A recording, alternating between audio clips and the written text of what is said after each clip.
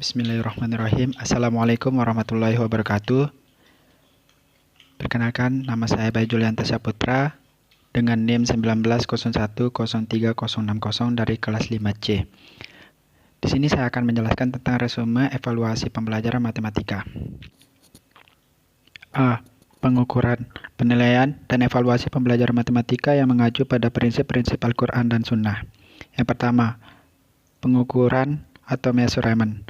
Pengukuran adalah suatu proses pengumpulan data secara sistematis dan menggunakan alat ukur yang representatif pada tujuan yang ingin dicapai sehingga menghasilkan informasi yang akurat.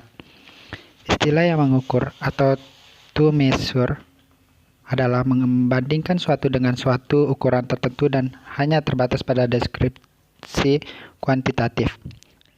Yang kedua, penilaian atau assessment.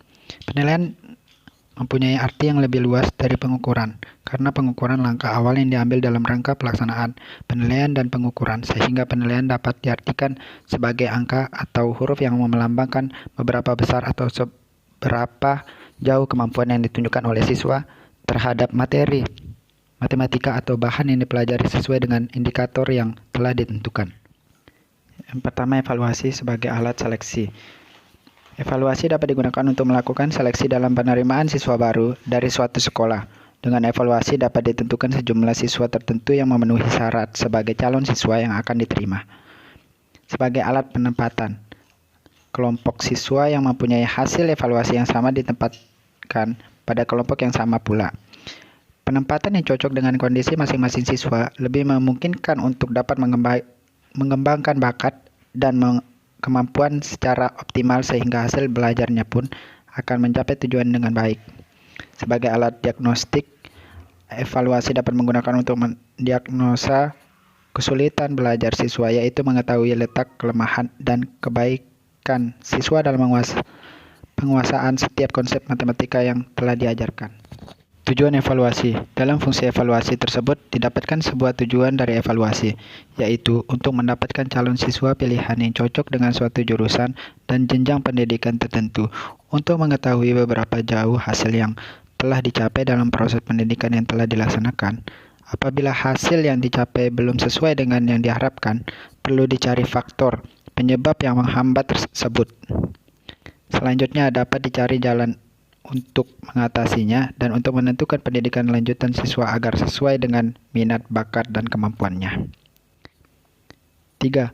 Kedudukan evaluasi. Kedudukan evaluasi dalam kegiatan belajar mengajar berada sebelum, selama, dan sesudah kegiatan belajar berlangsung. Sebelum kegiatan belajar mengajar berlangsung, evaluasi dilakukan oleh pihak sekolah, terutama guru.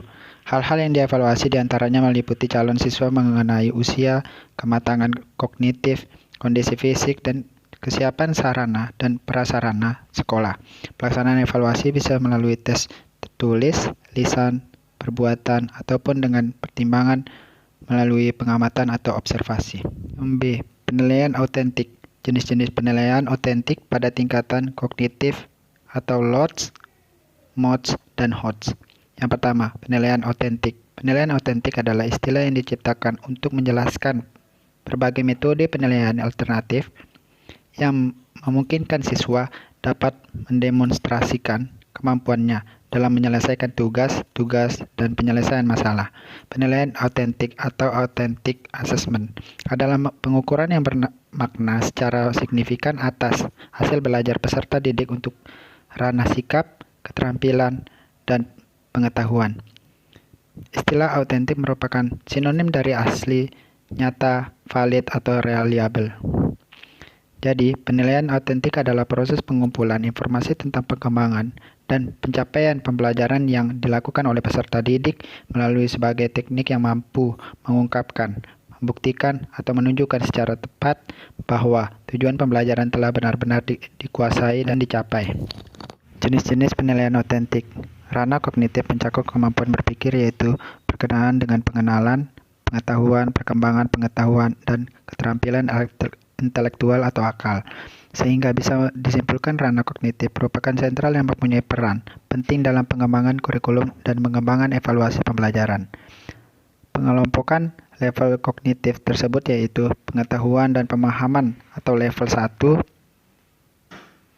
aplikasi atau level 2, dan penalaran atau level 3. Berikut dijelaskan secara singkat penjelasan untuk masing-masing level tersebut. Yang pertama itu pengertian LOTS. LOTS adalah keterampilan berpikir tingkat rendah. LOTS merupakan singkatan dari Lower Order Thinking Skills. LOTS atau Lower Order Thinking Skills memiliki arti keterampilan berpikir tingkat rendah. Pada hal ini, LOTS memiliki tingkatan mudah. Sesuai dengan namanya di sini, kita tidak akan terlalu sulit untuk berpikir karena biasanya pertanyaan akan sesuai dengan materi apa yang dibahas dan tidak jauh berbeda dengan rumus yang diajarkan atau pemahaman yang diberikan.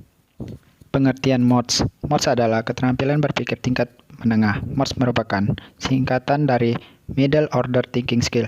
MODS atau Middle Order Thinking Skill memiliki arti keterampilan berpikir tingkat menengah. Pada hal ini, MODS memiliki tingkatan sedang. Sesuai dengan namanya, di sini kita akan berpikir secara menengah atau bisa membuat otak kita lebih bekerja untuk menjawab pertanyaan yang diajukan atau diberikan. Dalam pertanyaan MODS memiliki sesuatu yang berbeda dengan pertanyaan LOTS, karena pada pertanyaan ini akan seperti memutarbalikkan sebuah materi walaupun hasilnya akan sama. Seperti penjelasan di atas, HOT merupakan higher order thinking skill. Di sini kita hanya melakukan 6 hal, yaitu yang pertama, mengingat diartikan sebagai apakah kita bisa mengingat dan menghafalnya. Yang kedua, memahami diartikan sebagai apakah kita bisa menjelaskan apa yang kita ingat dan untuk apa. Yang ketiga, mengaplikasikan diartikan sebagai apakah kita bisa menggunakan atau menerapkan hal tersebut dengan baik dan benar. Yang keempat, menganalisis diartikan sebagai apakah kita berpikir kritis dalam melihat sesuatu. Yang kelima, mengevaluasikan diartikan sebagai apakah kita yakin dalam membuat sebuah keputusan. Yang keenam, mengkreasikan diartikan sebagai apakah kita bisa membuat sesuatu yang baru dari hal sebelumnya. D. Karakteristik soal HOTS dan contoh soal HOTS. Yang pertama, karakteristik soal HOTS. Fokus pada penalaran. Soal HOTS akan menitik beratkan pertanyaan yang bisa mengukur kemampuan menalar kamu. Artinya, dari soal tersebut kamu mampu menganalisis ide dan informasi secara kritis, melakukan transfer satu konsep ke konsep lainnya, hingga menggunakan analisis tersebut untuk menyelesaikan masalah dan menemukan jawaban yang benar. Kalau soal LOTS, pertanyaannya biasanya berfokus pada apa, siapa, dan kapan. Sementara soal HOTS berfokus pada pertanyaan bagaimana dan kenapa. Untuk materi hitung-hitungan, soal HOTS tidak hanya membutuhkan rumus menjawabnya, tapi juga perlu memahami konsep yang mendalam. Soal bertipe HOTS atau High Order Thinking Skill digunakan sebagai instrumen evaluasi proses pembelajaran. Salah satu tujuannya adalah untuk membangun kreativitas siswa dalam menyelesaikan berbagai masalah kontekstual. Soal HOTS, matematika SMP dapat dikembangkan dari KD-KD tertentu dengan memvariasikan stimulus yang bersumber dari berbagai topik. Namun, pokok pertanyaannya dalam soal-soal HOTS tetap mengacu pada kemampuan yang harus dimiliki oleh siswa sesuai dengan tuntutan pada KD. Kedua, contoh soal HOTS, operasi bilangan hasil dari 17 min dalam kurung 3x dalam kurung min 8 tutup kurung adalah A 49, B 41, C 7, D min 41. Alternatif cara penyelesaiannya. Operasi perkalian dan pembagian mempunyai hierarki yang lebih tinggi dibandingkan operasi penjumlahan dan pengurangan. Bilangan yang ada dalam tanda kurung diprioritaskan untuk dikerjakan terlebih dahulu sebelum dioperasikan dengan bilangan lainnya yang ada di luar tanda kurung. Soal ini dapat diselesaikan dengan mudah sebagai berikut. 17 min dalam kurung 3x dalam kurung min 8 tutup kurung sama dengan 17 min dalam kurung min 24 tutup kurung sama dengan 17 plus 24 sama dengan 41.